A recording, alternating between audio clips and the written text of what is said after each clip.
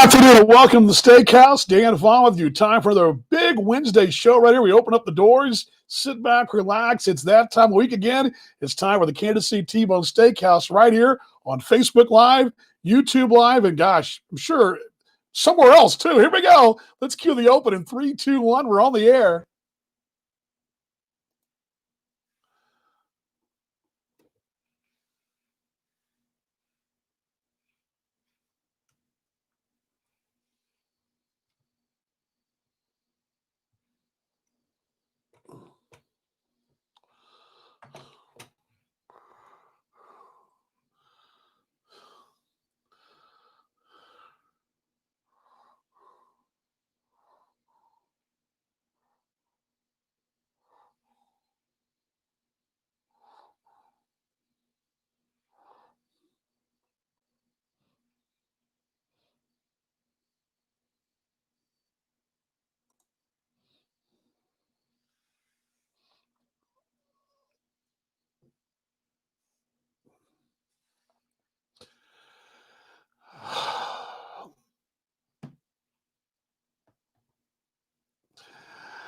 Oh, yes. Welcome to the show. Dan Vaughan with you. Glad you're along on a Wednesday, the Steakhouse. I don't know why it froze up. Isn't that crazy? I wonder if I press play again, if it'll unfreeze. You want to try it again? We'll see if it'll work. I mean, let's just, I don't know why. I hear it playing. Let's bring it down. Let's just see. Let's just do an experiment here, okay? Let's do an experiment. The open was going great. We're doing great. Let's try it again and just see. I don't know why it froze up. Let's just see if it'll roll for us. Will it? Yeah, there it goes. How about that? Why not try it again?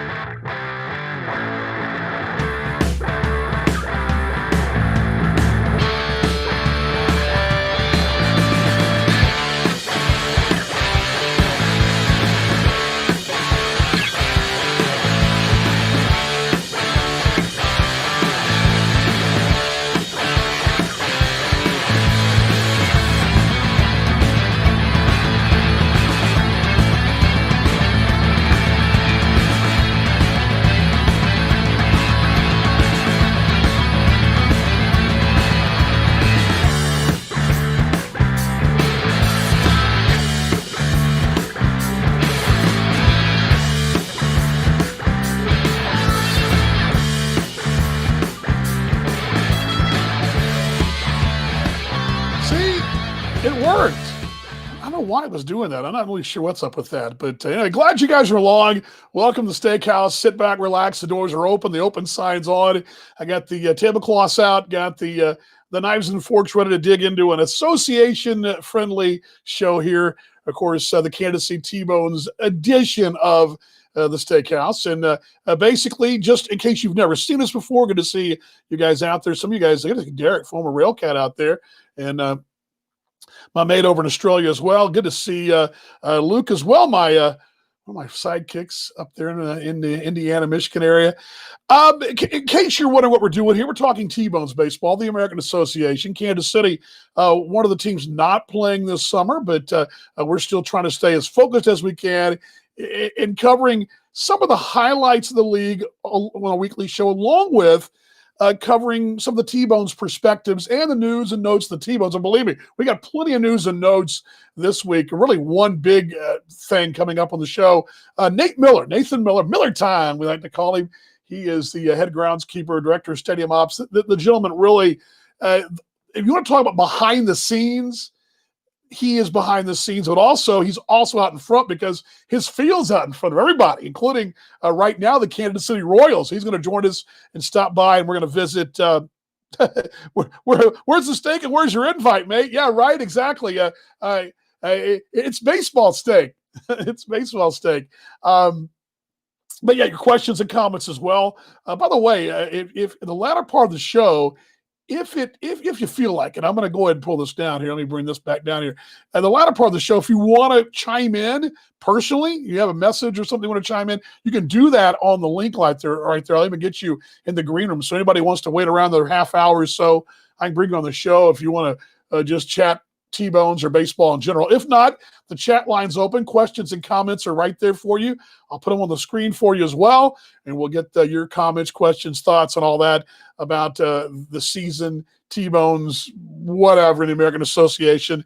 Might even dabble in some Big 12. Got to play football, which means they may play baseball. That's all coming down overnight as well. Okay, the rest of the show as well. Wednesday's Wisdom coming up next. I mentioned Nate Miller. We're going to really jump in to some really historic stuff last night in the American Association. Big night for the Winnipeg Goldeyes and their closer, Victor Capian. And we're going to also discuss a little bit, I'll give you some of the insight, what the T-Bones have done this week. Christian Correa is going to come up in this conversation. He had a big week. Of course, Darnell Sweeney in Winnipeg's doing things, and Jordan George doing great things. We'll give you those numbers as well. All that coming up here on the show. And yes, my number one photographer, there you go. Is there any doubt, mate? Is there any doubt?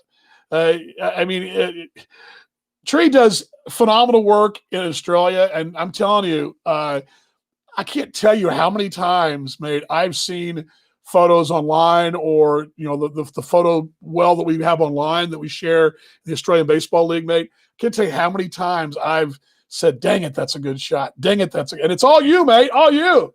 So cheers and good on you too. So all good.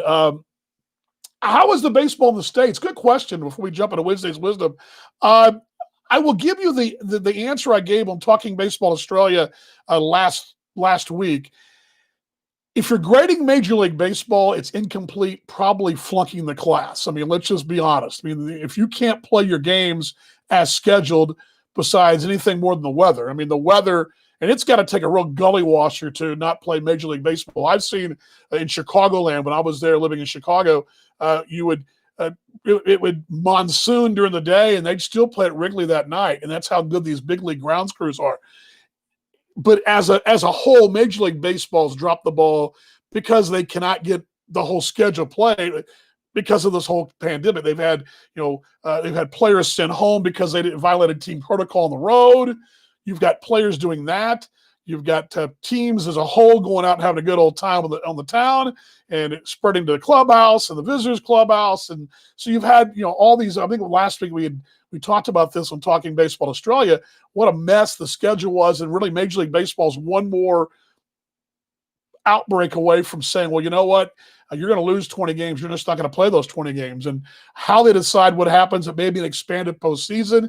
It may be a postseason in a bubble. That's all subject to change. And we've learned something that I think in sport in general right now, the ability to change on the fly is a must. And I think that's why Major League Baseball doesn't get a passing grade in my but the American Association, A+. Do you realize the American Association's just lost one game due to COVID? Just one.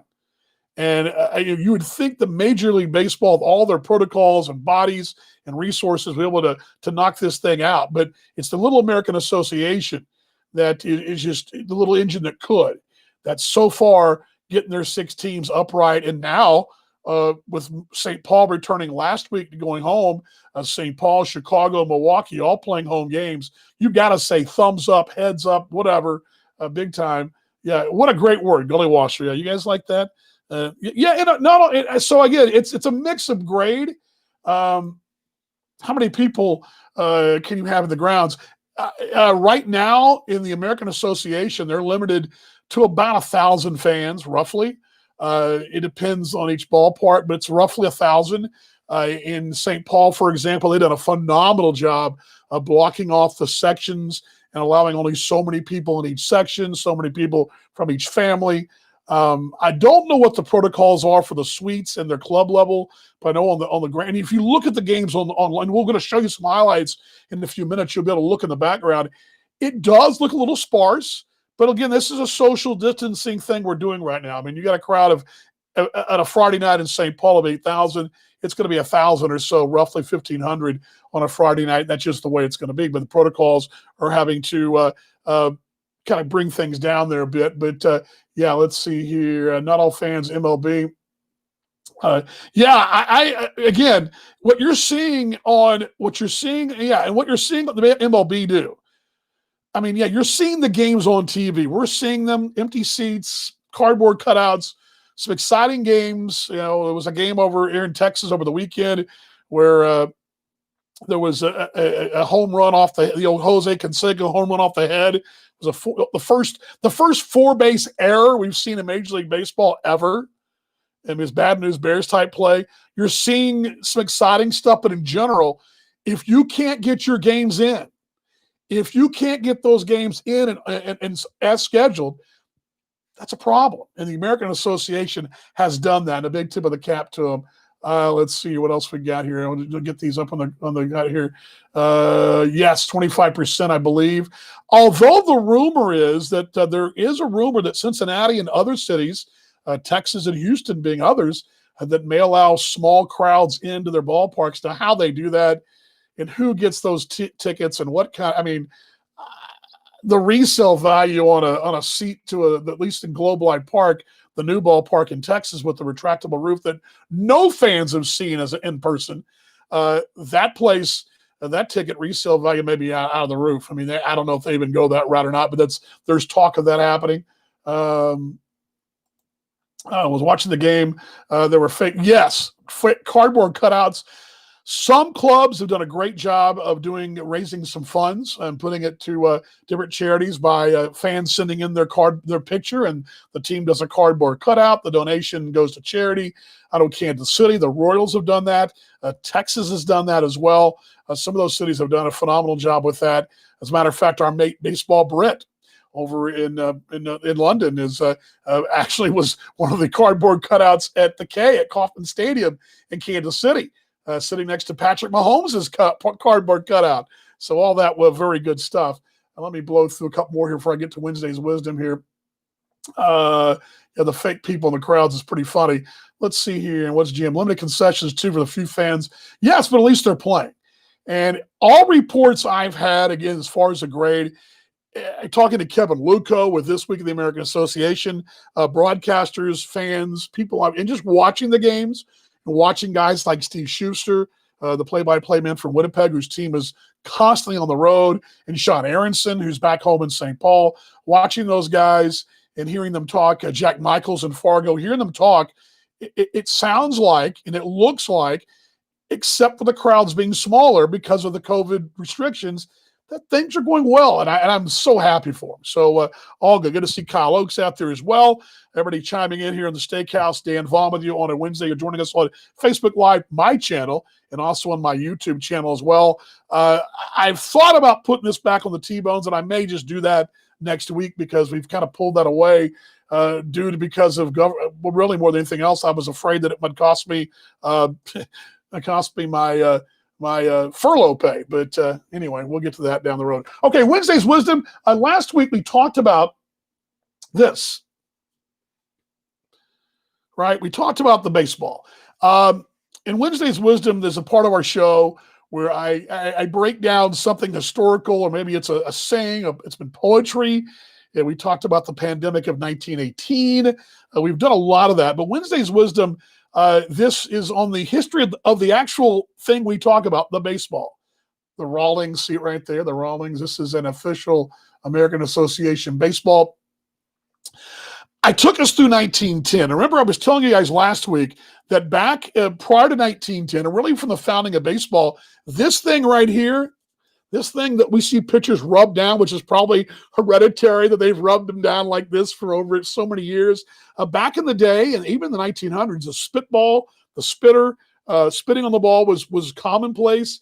We've also talked about in the 1800s how baseballs were made by the pitchers. The actual pitchers themselves would concoct the baseball, so there was no uniform set of rules.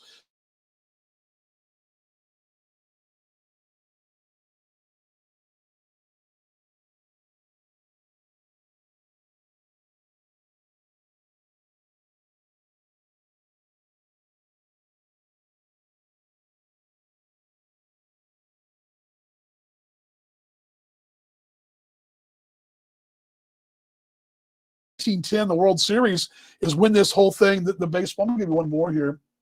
Here's an Australian Baseball League one right here. How about this? There's an ABL baseball.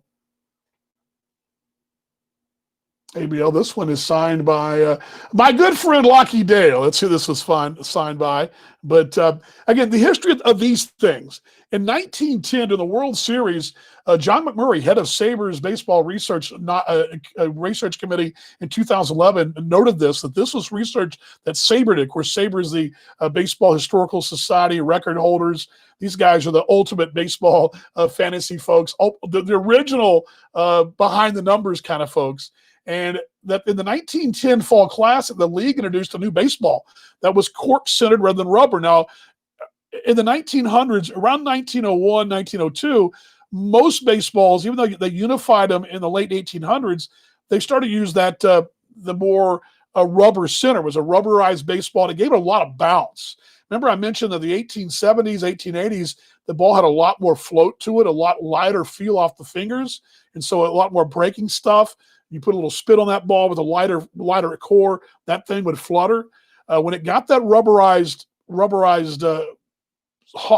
core to it, the ball began to travel truer, and it would cut it where it would maybe not float as much, would sharply break. You have the slider. The term slider comes from sliding off the table where the ball actually slides off. Well, you had a lot of that around the turn of the last century, but then around 1910, as I said, in the World Series, which is a crazy time. Think about this. During the World Series, they decide, you know what? Let's go with the new baseball. Now, you've played, think about this, the 1910 World Series, you played all year with a certain baseball with a rubber core. Now you're going to use the cork core with remember, open up one. We'll do that next week. We'll open one up and look at it and see how it looks when you pull it back. But you pull it back and you unravel the whole thing, and then you get to the core. Well, that's what they did in 1910. They went from that rubberized core to the cork core. And it had a different feel, and there's some quotes from some of the players and some of the around that World Series about how different the ball moved in that series. In the 1910 season, here's the stat for you: the average of 3.83 runs and 0.14 home runs per game. That was the average during the entire big league season in 1910. In the 1911 season, when they went with the new baseball, the average saw the runs go from 3.83 to 4.51 runs per game. So it jumped just not quite a whole run, but it went up quite a bit. And the home runs went from a 0.14 to 0.21. So that there was an uptick in both runs scored and home runs due to the 1910 World Series and the new baseball introduced from the old rubber core to the cork core. And that is and from then the offense kind of slowly grew from there. They call it the dead ball era. It's what they call that era because now we know the ball just fires out the ballpark for a lot of reasons, which we'll examine next week and weeks going forward. Now with players being bigger, stronger, and with the research and sabermetrics and computers and scouting and specialization and all this stuff. The ball does travel farther for a lot of reasons, but from 1912 to 1913, the offensive boom lasted for a couple of years and it leveled back out around 1914. The trend continued through 1919.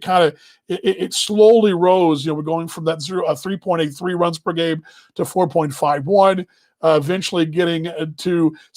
Eventually settling back to 3.72 once players got used to the nuances of the baseball. And one more key, which I mentioned earlier, something that was not outlawed in the 1900s was the spitball. The fact that, again, you see guys, now you're not supposed to put any kind of pine tar, the old, the pine tar or, rubbing the belt to scuff it up. Guys, it was fine to scuff it with your fingernails. Now a ball gets thrown out with anything. A ball, let's say somebody hits a foul ball and the catcher looks at it, throws back the pitcher looks at it, you don't like it, he doesn't like the scuff marks or doesn't like what it feels, they toss it aside.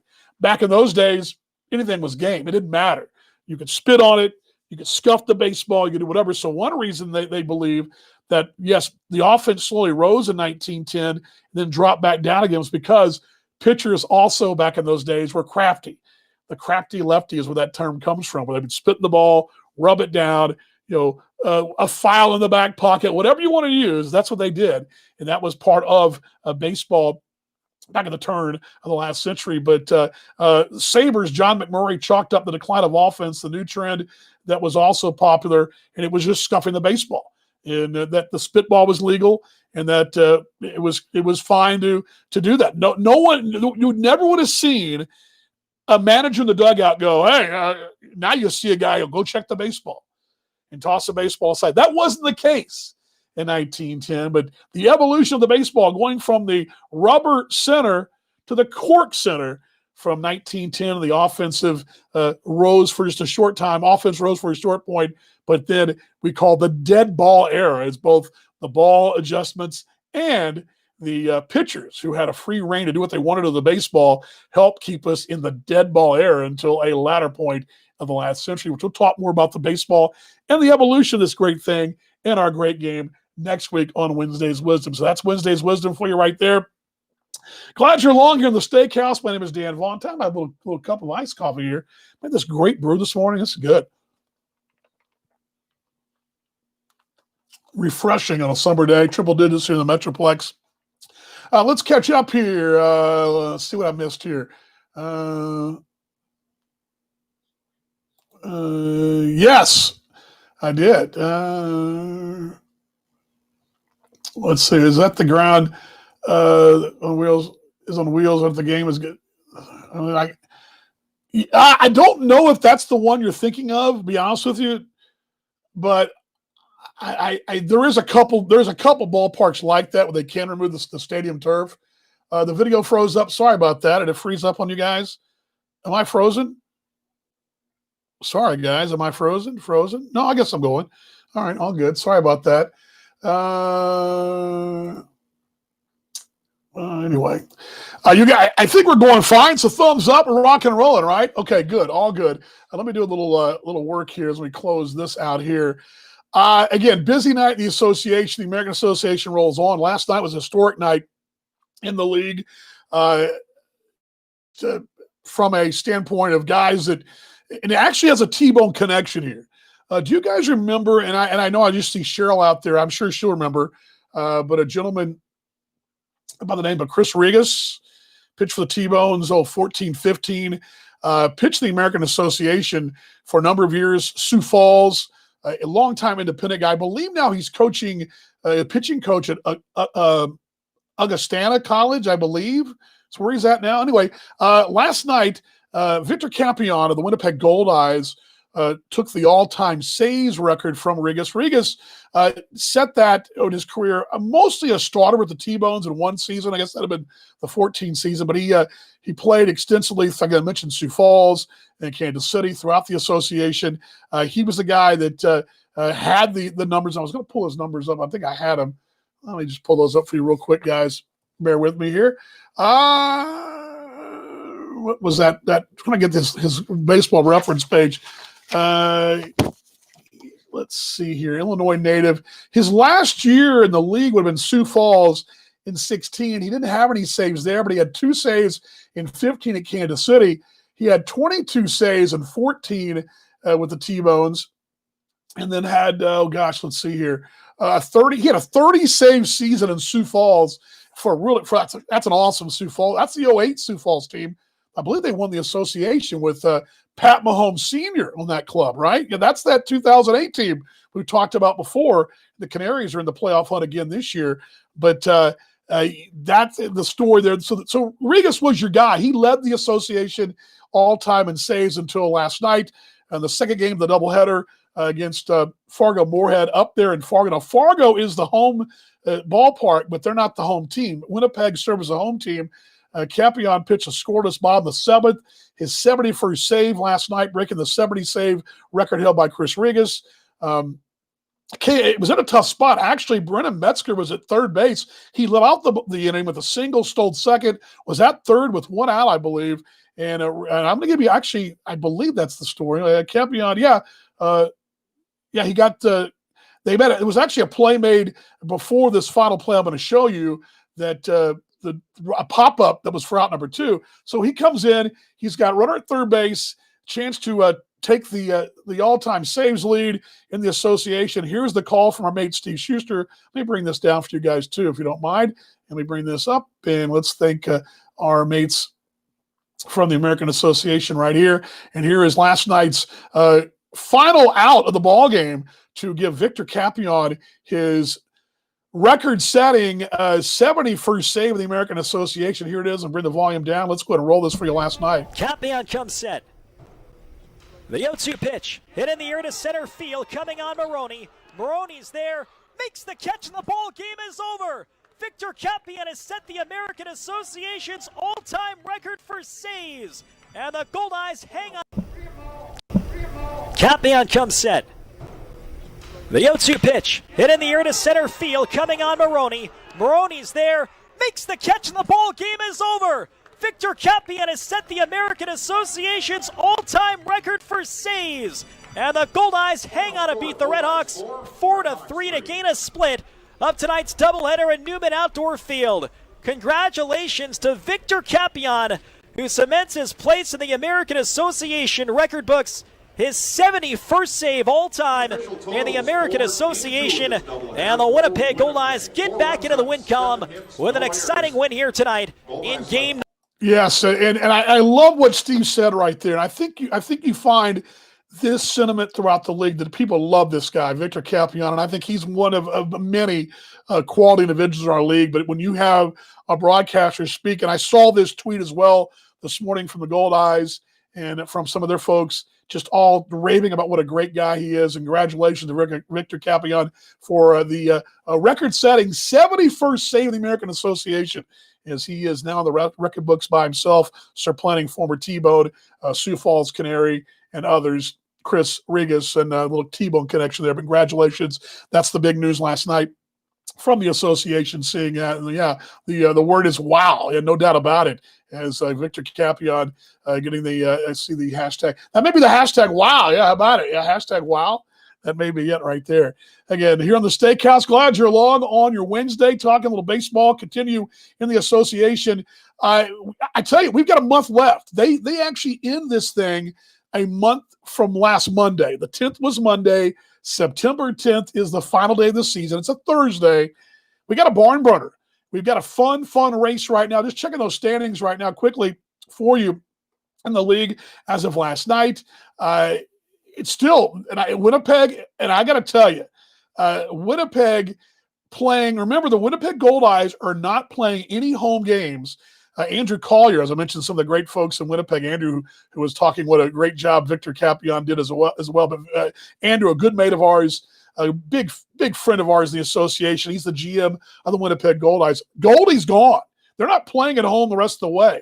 And we're going to talk more about that in a moment. But just think about this. They're 19-14, playing all their games away, either in a bubble or as the road team or as the home team on the road. Yes, you can move them in the box score as the designated home team, but they're still playing away from their homes, away from their ballpark, away. They don't have the same. It's not so much maybe being at home. They don't have the same privilege that maybe Sioux Falls or St. Paul, Chicago, Milwaukee have, where they can kick their legs back and they're home for a few days. They don't have that luxury. They're on a bus constantly, living out of a suitcase, not just half the time, all the time. And it's hard enough to be the road team, but you're the road team all the time. The fact they're 19-14, have a half-game lead over Milwaukee. A lot of folks thought Milwaukee might be in trouble when Chicago took care of business 2 weeks ago, but Milwaukee has settled in. Interesting to note for Milwaukee, key series coming up. They don't face Winnipeg the rest of the way, which I thought was amazing. Their schedule. Look at their schedule a minute ago. They don't have that coming down the stretch. I think that's correct. Have I got that right? Oh well, I heard that for you a little nugget earlier. Sioux Falls 2 back, 17-16. Canaries have kind of cooled off a little, and I think we're seeing the virtue of getting off to a good start. If you cool off a little, you're still fine. It's an old short season deal. We talk about this in our work with Australia, that short season, you get hot on a 12-game stretch, you win 10 or 12, you're going to be okay. And they're right there in the mix. St. Paul, who has found themselves warming up, I think, since St. Paul's gotten home. got their sea legs about them. They survived. They were trending downward, finding themselves 2.5 games back, still very much in the thick of things, 2 off the playoff pace. Chicago, I think a lot of folks are surprised here. They've been so up and down, 6 of their last 10, but 16 and 17. And that roster, a lot of folks would tell you with that roster, you figure that Chicago would be a top 2 club with the big league numbers and the type of players they have. But they've been really, if any team's been up and down, it's been Chicago. They've looked world beaters one moment, and they've had some times that's tough times the next. But they're 3 back, and again, 3 back, 3.5, 2.5 games out of the playoff pace. They're still in the hunt. Fargo, it's 12 and 21 for them. They're 7 back. Fargo's got to get in business, and it's do or die time now. They are a 10-game stretch from being pretty much done and dusted. So we've talked about over and over again. You can win this thing or solidify things with a 6, 7, 8-game winning streak and really solidify your position. And you also solidify your position the other way, dropping 6 or 7 in a row as well. They've won 4 of their last 10. So there's your standings right there. They right there. Yes, bringing on Nick Miller in just a moment. I'm going to bring him on in just a moment here. But again, there's your standings. Winnipeg, and then they're 19 and 14. Milwaukee, 19 and 15. Sioux Falls, St. Paul, Chicago, Fargo. Big week ahead. Really, schedule-wise, every game's big from here on out.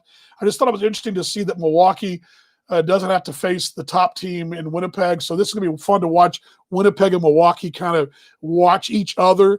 And at the same time, no head-to-heads, although Sioux Falls has got plenty of head-to-head with Winnipeg, and so does St. Paul. So there's a lot of that. As a matter of fact, the St. Paul Saints have Winnie coming up in the back half of next week. So there's your look at the standings. Leaderboard around the association, just quickly scanning that for you.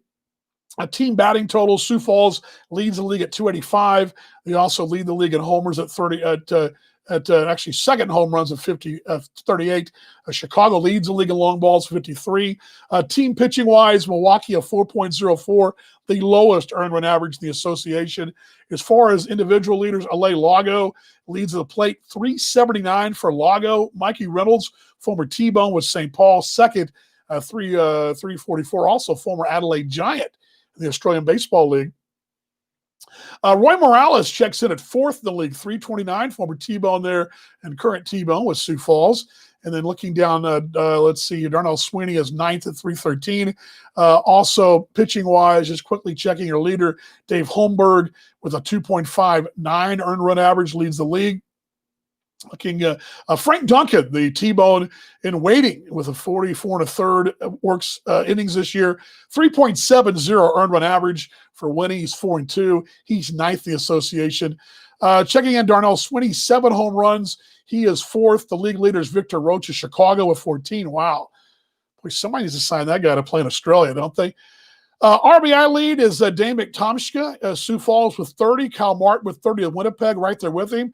Victor Roach at 28 is third in that department. Stolen base-wise, Michael Krause, former Canberra Cavalry right there, has got 12 stolen bases for Chicago. Sweeney with 7 is third in the league, and Mason Davis with 7 also tied for third as we hear some of those numbers there. Wins, Frank Duncan with 4 wins, second in the league. Thomas Dormady with Chicago, also former ABLer, is leading the league with 5 wins so far. Now we bring it to Perth, you say, yeah, I agree, mate. Strikeouts so far, Dave Holmberg with 41 leads the league. Save-wise, here's a T-Bone connection. Jamison McGraney with St. Paul has got 11 saves. That leads the league. Mitchell Ozowitz, which would also been part of the T-Bone's bullpen or rotation, or probably bullpen. I would see a very deep T-Bone bullpen with McGraney and Osnowitz. They both are top 3 in saves. Osnowitz has got 8, and McGraney's got 11. Capion's got 7. He's 5th in the league, but McGraney is first. Then Keaton Steele with 10, and then Osnowitz with 8 is the 3rd spot in the league. So some league leaders right there in the American Association right there. The show is a Steakhouse. Glad you're along here on a Wednesday. Questions, comments. Yes, excited to hear the updates. We got some updates coming. We're going to talk more about that as well. I'm going to jump into that in just a moment, and I'm going to bring on the greatness of Nate Miller here in just a moment. But one more piece to bring to you as well before we jump into Nate. I mentioned Winnipeg, and you look at what they're doing. And here is the thing. They're not going home. And they announced this week that they would be playing the rest of their way. There was thought they might go back, but they're not. And they've had to reshuffle the schedule, the deck for them a little bit. And Winnipeg is had to shuffle their schedule in conjunction with the Milwaukee Milkmen. Oops, sorry about that, guys. Sorry about that. I'm going to start the interview a little early. Winnipeg with the Milkmen, St. Paul Saints, and the American Association have announced location and time changes for the Gold Eyes remaining schedule. And you can see this on the website, but the 3-game series, August 21st through the 23rd and 8th to the 10th of September, will be played in Milwaukee as opposed to over in Fargo. And their series against St. Paul for the 4th and 6th of September will be played in St. Paul.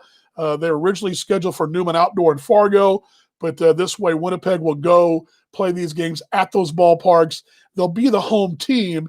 What this does is it saves the travel for St. Paul and for Milwaukee. It cuts down their travel, and Winnipeg's got to travel anyway, so it cuts down the travel for those teams. Winnipeg's on the road anyway, and the Gold Eyes will serve as the home team. This note, Winnipeg's total season travel is 664 miles added to their total. That's 1,069 kilometers. The remaining clubs, though, have their travel reduced by 2,000 miles total, 3,500 kilometers. They did trim the league-wide travel by 2,400 kilometers. So I guess that's some good news right there, 1,500 miles for the league. So they cut some travel, added some travel, but in the end, the added travel from Winnipeg, only 600 miles. The big-time travel reduction for the other teams was close to 3,000. So that is why that was made in the association. Also, a couple of quickly things to get to get to Nathan as well. I forgot about this part of the show as well. I was about to bring him on. But a couple of other items as well as the American Association players in Pitcher of the Week, the player in Pitcher of the Week, always announced right before we come on the show. But and I'll get to some of your questions in a moment, guys, so I'll get back to those in a moment.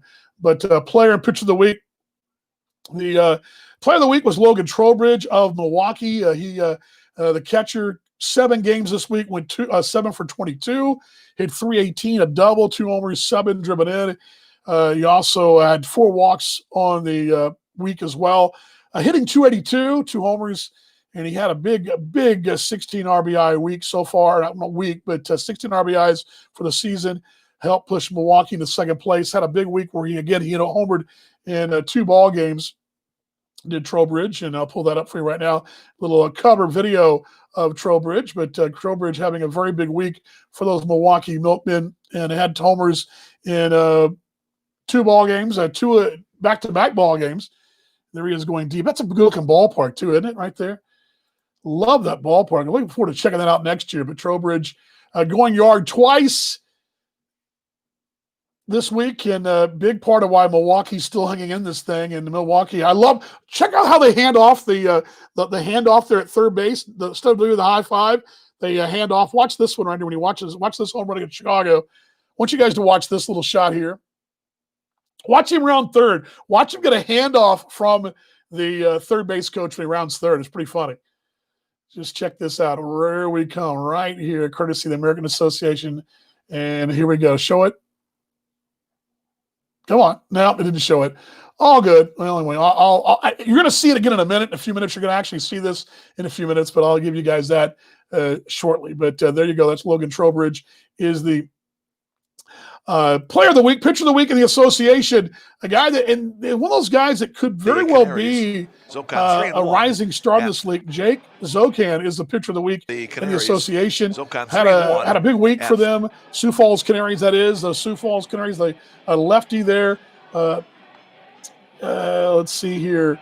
He had 2 starts this week, 1 run, 6 hits, 12 combined innings.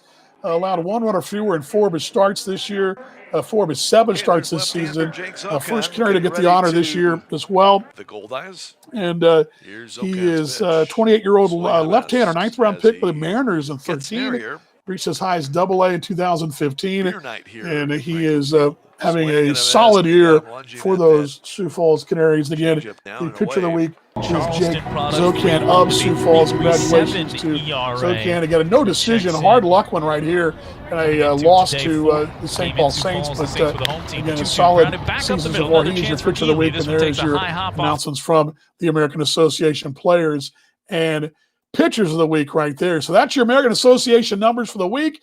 And now the moment we've all been waiting for, right? This is the moment we've all kind of tuned in for. I know a lot of you guys have tuned in for this. We're going to actually bring this up and do a little this and do a little that. Again, the show is the Steakhouse. Glad you're along. So glad to have you guys here on in the States anyway. I guess it's a Thursday, right? So it's still Wednesday here in the States, lunchtime, as we're going to have you joined by the one and only Miller Time himself. Nate Miller and I'm so excited to have him on the show. So excited to have him join us. Again, this is a guy that doesn't, I don't think, in a no fault of anybody's, he's behind the scenes and maybe sometimes doesn't get the accolades you should. But trust me, if your field's bad, if you have a bad field, people know about it. When you have a good field, it's like, oh, what a beautiful field. What a good groundskeeper. But that's all they really get. It's kind of like the offensive lineman of football. But this guy right here joins us. Nate Miller taped a little bit earlier this week. And Miller Time joining me on the show, and appreciate it taking the time to join us. Here he is. It's Miller Time. Nathan Miller, head groundskeeper of the Kansas City T-Bones. Well, the Steakhouse continues here on a Wednesday, and as I mentioned at the top of the show, our guest this week is the one and only. You've heard me say his name so many times, it's almost become synonymous with adult beverages. Miller Time, that's right. Nathan Miller, the head groundskeeper, director, stadium, whatever you want to name it, maintenance, ballpark. If it has something to do with the ballpark, he's the man. First off, good afternoon to you, and good to see you, but how you doing? I'm doing well. Just we've had some great weather out here, so it's weird for August. It feels like October out here. So. Yeah, the voice right there, Nathan Miller. Been a busy. I mean, here's the deal for us broadcasters. We don't play, so broadcasters don't broadcast. But the field must go on. I mean, you went to a normal off season for you. What was the offseason like for you? What were the things you were doing in the offseason, getting ready for what eventually become the Royals, which we're going to talk about in a moment? What were you doing offseason-wise in preparation for the T-Bones? Yeah, so we had a infield project that was scheduled back April 1st. And even though we were shut down for COVID and stuff, we went ahead with that project because, we felt comfortable, and the company that was working and doing the work for us felt comfortable as well. And it was something where, we didn't know the future, so we had to continue to prepare, even though, we didn't know exactly what was gonna transpire. But so the infield got replaced in the foul territories, and so they came in and they stripped all the old sod off and put 100 tons of sand, laser leveled it all, put new sod back on, and for the field's sake, it had a couple months there to take in and root down, and it actually worked out pretty well for the field itself. So I go out in my backyard and lay a sod down, or the front yard or whatever. It seems pretty. I just lay it down. But we're not talking about laying just one little spot down. This is an undertaking. How long did this undertaking take? How many hours did you guys put into lay this thing down? Yeah, so this company, it took them probably about a week to do the whole entire project. It's amazing the technology that they have nowadays. That actually a machine that cuts the sod out exactly 2 inches, and it just takes the sod and roots right out. And right. So it was cool to watch. I've never seen that. I've seen videos and different things, but I've never seen it in person. So we show those videos here, and we'll show them during the interview as well. The one and only Nathan Miller with the T-Bones, a grounds crew, head groundskeeper. In general, what else is going on out there? What do you guys? I know there was always, and I was there in February, and a lot of folks may have saw the TV pieces that were done on the conference where suddenly, boom, there was a lot of openness there in the front gate area. Anything else that you guys are busy doing, kind of sort of preparing for the offseason or for what might have been a season? Yeah, you mentioned it. Those sheds behind home plate all got removed and opened up that front gate entryway. But other than that, a lot of maintenance, a lot of cleanup, and just preparing for future renovations and stuff. But I guess one exciting thing coming up is this next Monday, August 10th, is going to be the start of our seating project for the padded seats. And so they're going to be removed later this weekend, and then the new ones are going to be installed starting on Monday. So that's exciting. It's been in the works for honestly a couple years now. To even go back to Kyle Disney, I mean it's kind of transformed from replacing some the cushions to now replacing the entire chair. So it's actually, I think the fans are going to love it, and it's going to be exciting to see.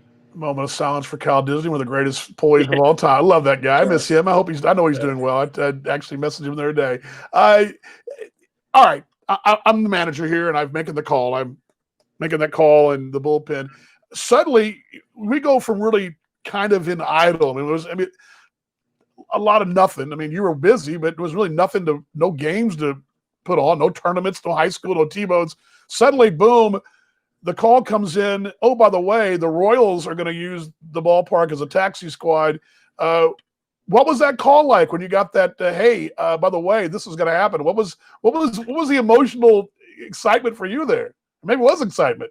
Yeah, no, I mean it was definitely exciting. It was kind of surreal. I mean, Dan, I'd call you crazy if you told me that I was taking care of the Royals taxi squad in August in the middle of a pandemic. And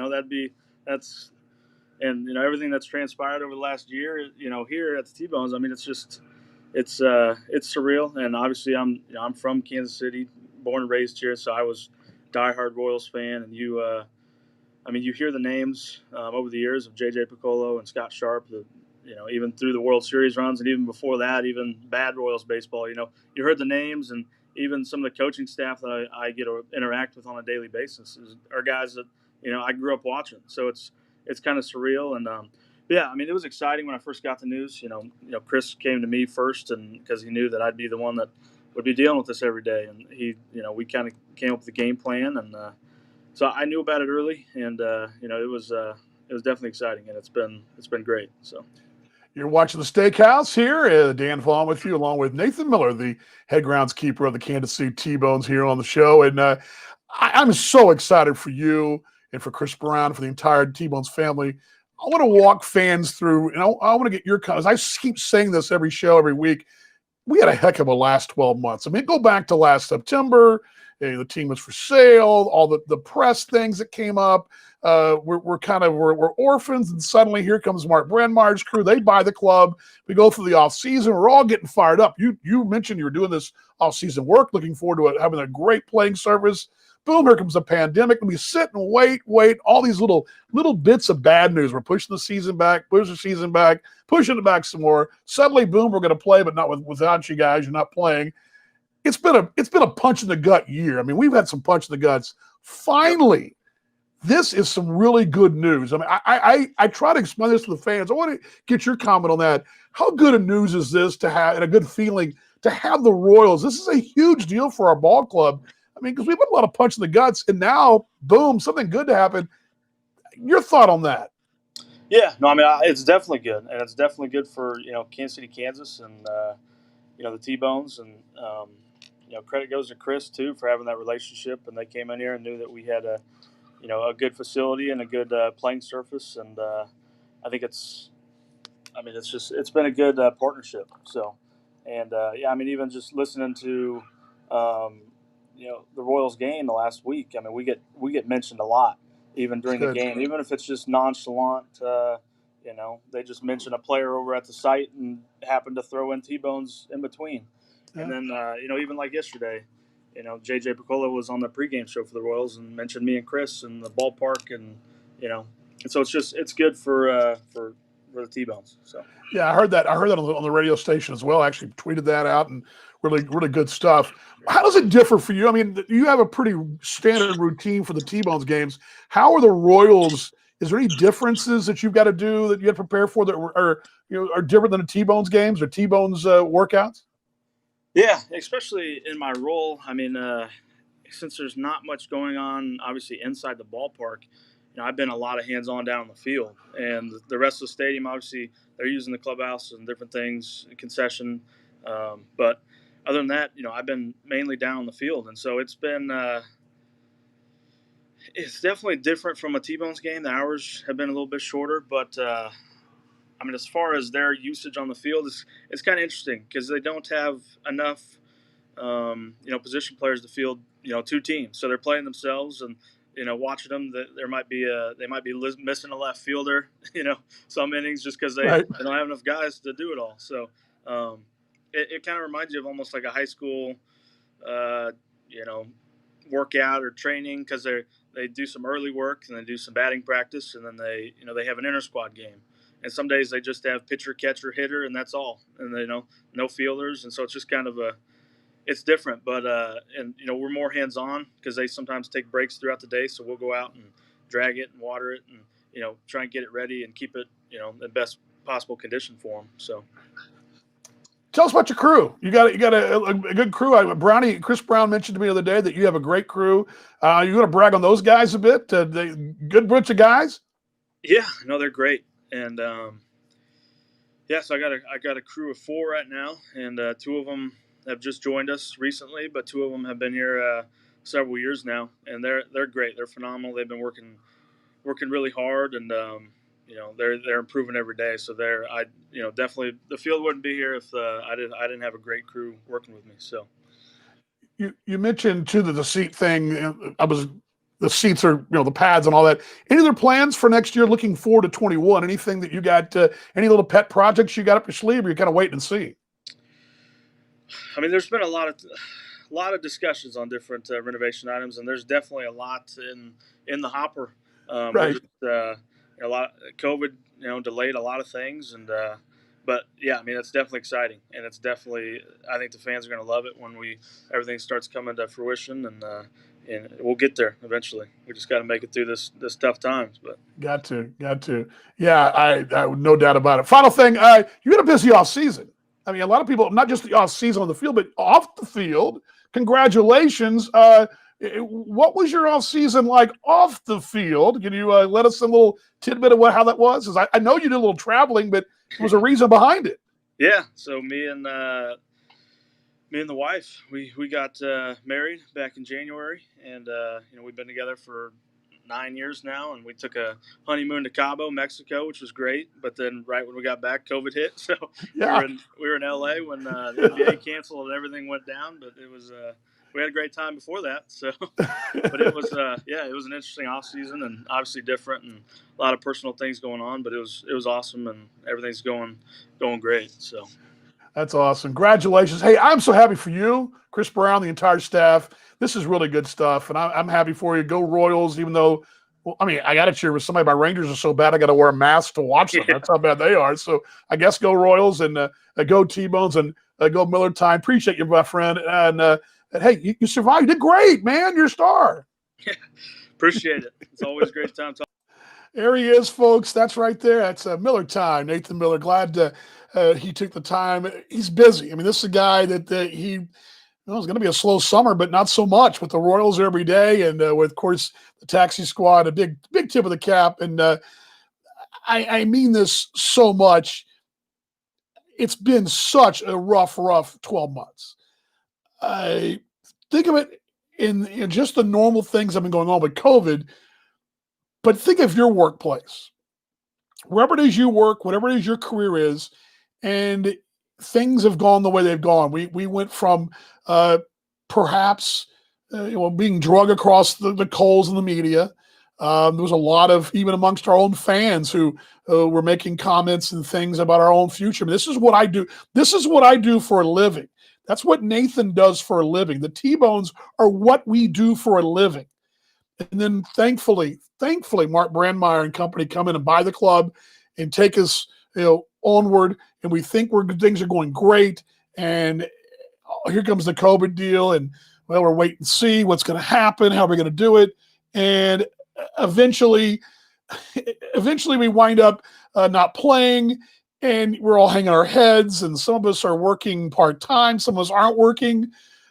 And it's, of course, we're all going through this in our different careers. Whatever it is we teach, we do whatever it is we do, we're all going through the same things. But it's been a big punch in the gut all year. I mean, we've just been getting rapid-fire punches.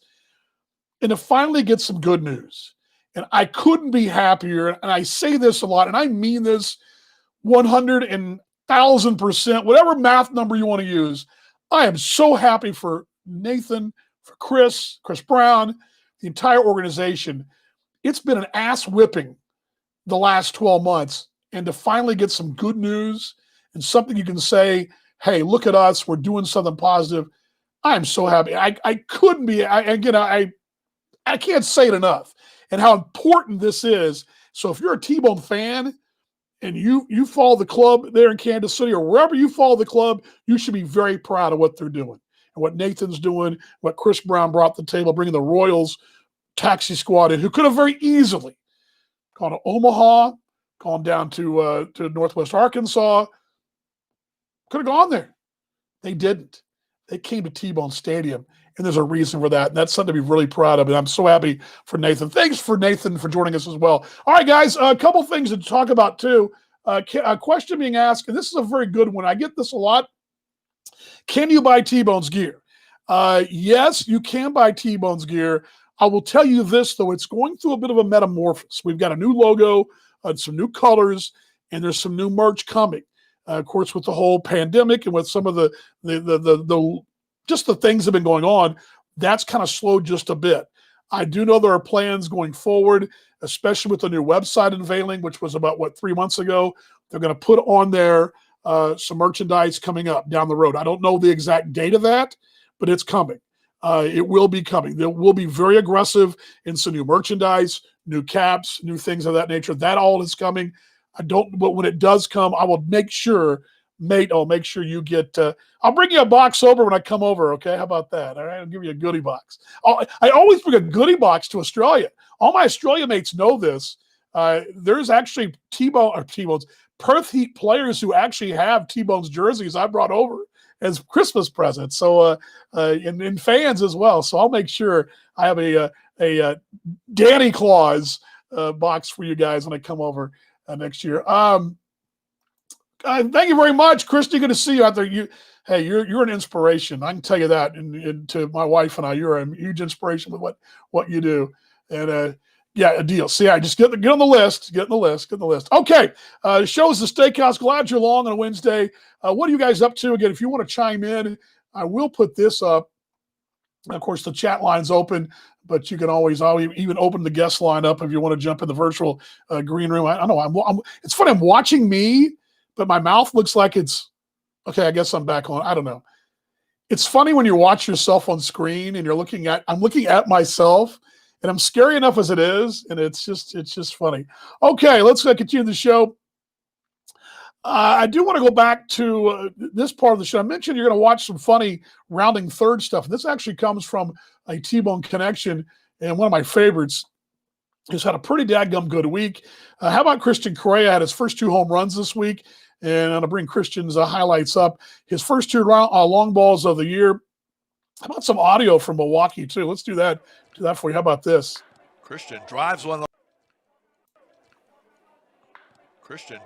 to left. If this stays fair, it could go, and it does! Home run for Christian Correa! Line smash down the left field line, and the Milkmen are on the board. They trail it 2-1. Correa with his first home run of the season, now with 8 RBIs. On the MLB scoreboard, Cincinnati with a 6-1 lead over the Brewers at Miller Park. In the 6th, line shot left field, and it stays fair. That's going to be out of here. That's a home run for Correa! His second of the night. And Milwaukee leads at 7-5. Jumped on the inside pitch. Did you guys see that? I'm going to rewind that for you guys. Let me bring that back just a tad. I want you guys to watch them when they round third. This happens every time a Milkman rounds third for a home run. Watch the handoff. This is great. Okay, put this back on the screen for you guys. So watch this. Here we go. Watch this. Here we go. Christian drives one to left. If this stays fair, it could go. Did you guys see that little handoff? See it one more time. I think this is hilarious. You know, there's a lot of fun things going on in the big leagues. We used to call it the lazy man's high five. You just kind of go. you wouldn't even reach across. You'd kind of, we call it in high school the lazy man's high five. You just kind of do this, and you wouldn't even touch hands. You're just so lazy. It's kind of like, well, now with COVID, we're all kind of trying to avoid each other. You got the elbows. You got some teams doing the kick, and you got some teams doing this, which I love this. Let's show it to you again. Christian drives on the left. If this stays fair, it could go, and it does. Home run for Christian Correa. Yeah, love that. Love that. Very good stuff. Christian Correa with 2 home runs in a ball game this week. Got a 2 home run ball game. That was over the weekend. But congratulations to Christian. I got a very good week as well. A couple of things here. Bring some American barbecue ribs. Yeah, you know what? I think what I'm going to do when I come to Australia, I may do like a little food stand, like in my off days when we're not calling games. Maybe on Monday, Tuesday, Wednesday, I'll just rotate. I'll go out to Frio one day in Perth. I'll go to Leader. I'll be at Leaderville because that's where I usually stay, and Flats and Leading. So I'll go to Leaderville, set up a food stand there. Maybe one in the CBD. Maybe one downtown. Well, we call it downtown in the States. One downtown in the CBD. I'll do a food stand of barbecued ribs. I think they'd go over well in Australia. That's one thing about smoked meats. I'm getting off the subject here as a fat kid, but smoked meats would be huge in Australia. So maybe coming to you soon is DV's Barbecue. 2 locations in Perth, one in Sydney, one in Brisbane, and coming soon to Canberra. I don't know, something like that. Good on you, mate. American barbecue, that may go over well. Yes, Brian, good stuff. Quite a few fans and stands. I think that answers the question we were talking about earlier. If you see that video, that's Milwaukee. I want to roll the audio down. Let me bring the audio down. This is from the Saturday night ball game. Let me show it to you again. Let's give you the whole video for you. And you can see the whole video. And you can see the fans in the stands as we will. Christian drives on the left. If this stays fair, see, there's a lot of folks out there in the box seats out there. See a lot of that. See the folks in the green embankments there. There's a good number of folks there. I would say it's probably a 1,700 person crowd. And this was a doubleheader, I believe. Or no, this is the same ball game. See folks behind home plate, but look at the folks in the outfield. See, they're out there in the outfield, social distancing. So a very good point. And I think you're seeing, yes, it's not the American Association crowd on a Friday night you're used to seeing, 4,000, 5,000, but you're seeing a good crowd nonetheless. And there was actually some highlights. I don't know if I've got them for you, but there were some highlights of their dog days. I believe it's Tuesday nights. I don't know if I've got those. Let me see if I can pull them up. It may be too late. I don't know if I have those highlights. I don't think I do. But I was watching the Milwaukee game. I think it's Tuesday night. Every Tuesday night for Milwaukee is the dog days. And I was watching their game last night, and they have the dog of the bark of the park, we called it, whatever. They have it every Tuesday night. And there was the opening video of these folks, of the show, of the broadcast, was nothing but families and their dogs. I've got to find that. I know I've got that. I'll have to find it for you guys next week. Make a note to show you guys the bark of the park. But yes, you're seeing some growth. And I think in Milwaukee, St. Paul, and Chicago, it's really, especially in Milwaukee's case, it's a real plus for them. Remember, Milwaukee didn't have home games last year until after the middle part of the season. They played in Kokomo, Indiana, the first part of the season. They didn't really have a full season. Milwaukee's yet to have a full home season. I mean, they've had this COVID season. They had last year where they played as a road team of half the season. So to see those folks get in behind the Milwaukee Milkmen, and I'll tip my cap those guys, what they're doing social media-wise and what they're doing as a team, their brand, is huge. It's helping their team in Franklin, helping grow their brand. And really, I think Milwaukee has got a real good footprint going forward. And only imagine when Milwaukee actually has no restrictions. How about that? They could really be up there with the T-Bones in Winnipeg and St. Paul, the attendance numbers for sure. So very good stuff there. Then, hungry now. You want those ribs? You want you're hungry now? Yes. It's definitely rib time. Okay, a couple more things to talk about here. We're pretty much not pouring the show. I want to give you guys a couple of items. Still 17 T-Bones playing or at least former T-Bones signees from 2020, or a T-Bone connection, we call them, are playing in the association now. There's been some comings and goings. Forrest Allday signed on with Fargo during the week, 5 games last week. He's got a couple of home runs, off to a good start. 7 of 20 going into tonight's play. So Forrest, of course, played with Lincoln last year, part of a trade that the T-Bones made late June last year. But Allday would having a good start there in Fargo. Mentioned Mitchell Osnowitz. ERA is a 6.14, but it's only from one ball game, really. He's 14 2/3, 8 saves so far. He's let's see, you're allowed the 18 strikeouts and 14 2/3 innings. Over Milwaukee, a lot of T-Bones here. Dylan Tice, 262, leads the way. He's got the 2 homers, 17 driven in. Tice 6 of 8 in stolen bases. Adam Brett Walker, 246, 10 long balls and 24 driven in for the Milkmen. And then Mason Davis made a 246, third in the league in stolen bases with 7, 5 long, 24 driven in for the Milkmen. And Christian Correa had his first 2 home runs. That 2 home run ball game last Friday night, 215 for Correa. So far, 10 RBIs. And he has been, I'll tell you where he's been lethal. Defensively, he's been lethal. I mean, I'll pull those numbers up next week if I can remember. But Christian Correa has been outstanding behind the plate, as we know he is. It's just what he does. He is that kind of receiver for the Milwaukee Milkmen. Pitching-wise, A.J. Schagel, 1.20, a save, 15 innings. Miles Smith, former T-Bone from 17, 2.31 for the Milkmen.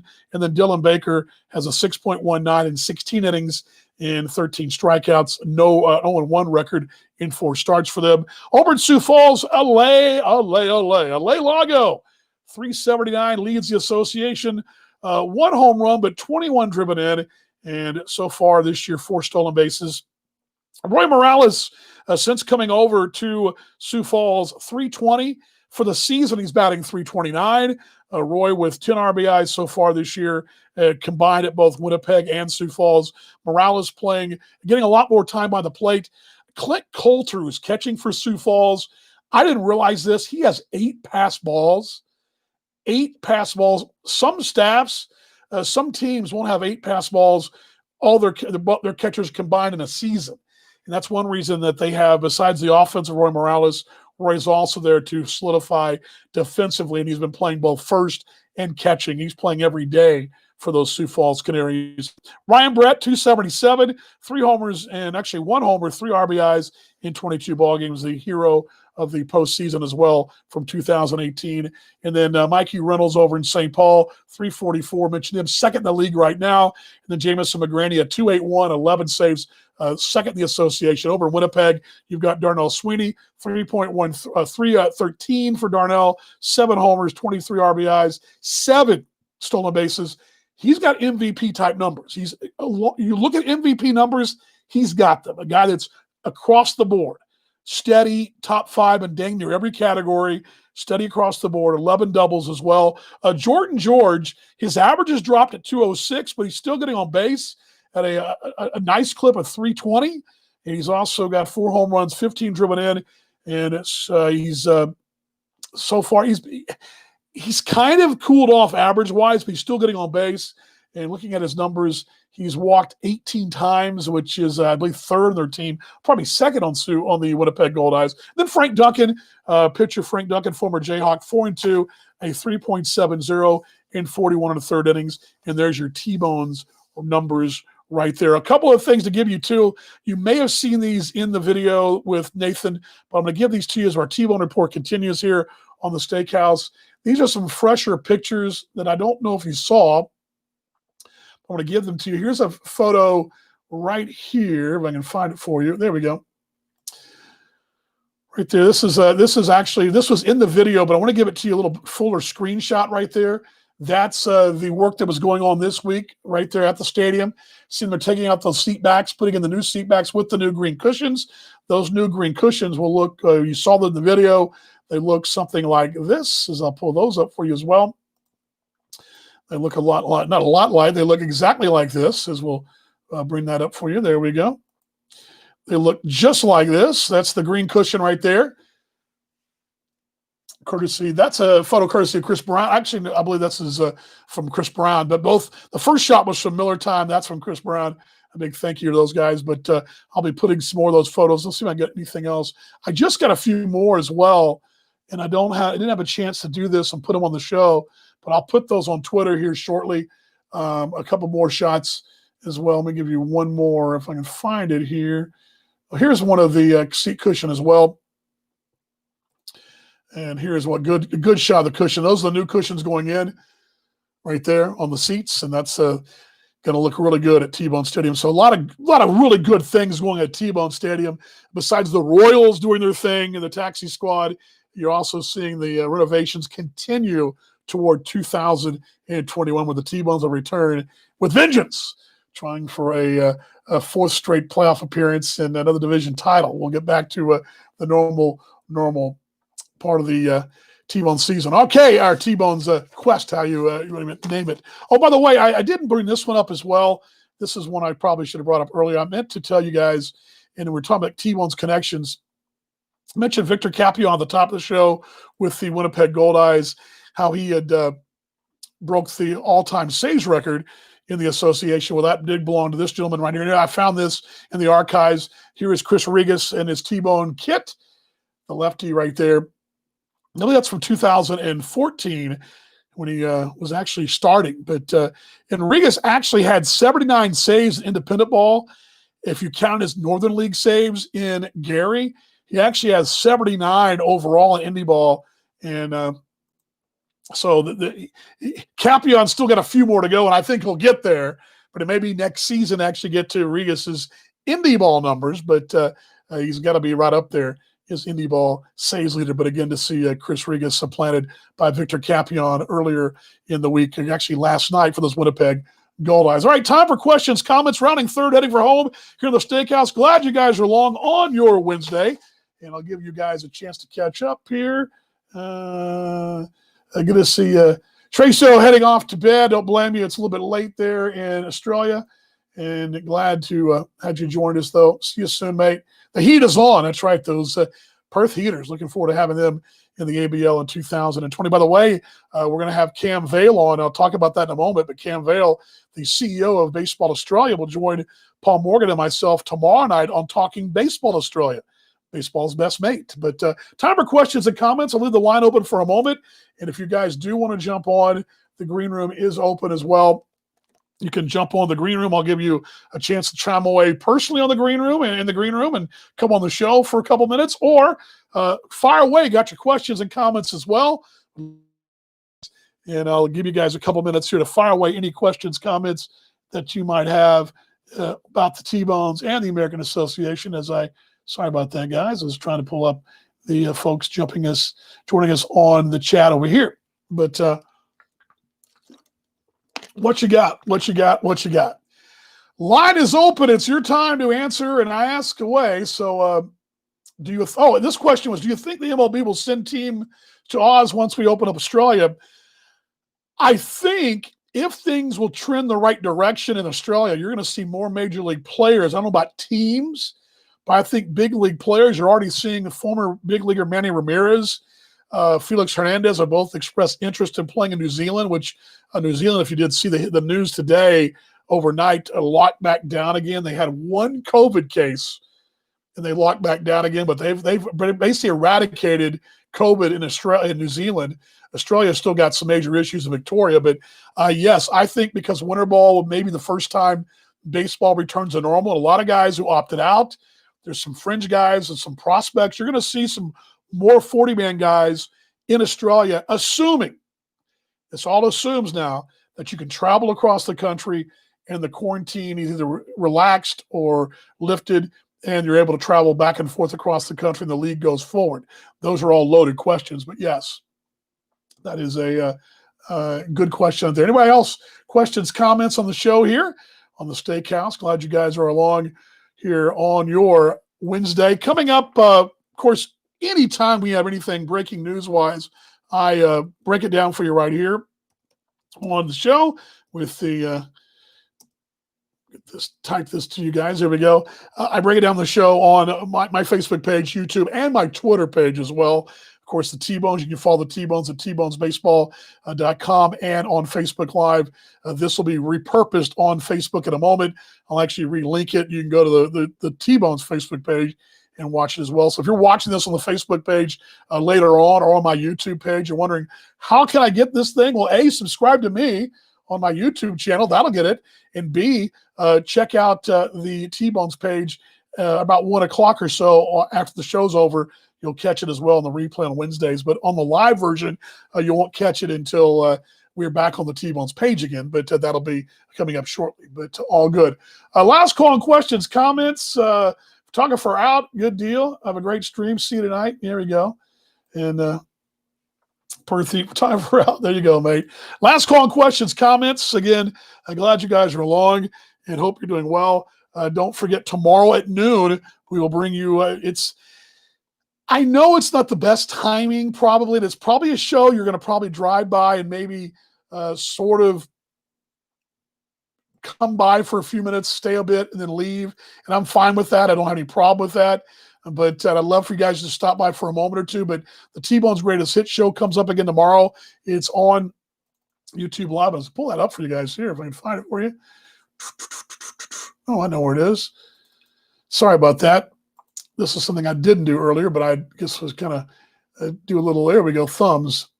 Looking for all my thumbnails. I got so many thumbnails, but yeah, the T-Bones MixLR channel, what we do, it's pretty simple. It's a replay of a broadcast from one of the last 3 years, what it is. And I'll open it up and I'll bring you some behind the scenes conversation. We play the broadcast, play-by-play broadcast anyway, and I'll break in with some odds and ends here and there and just kind of give you guys a little insight into, maybe what was going through my mind at the time or whatever.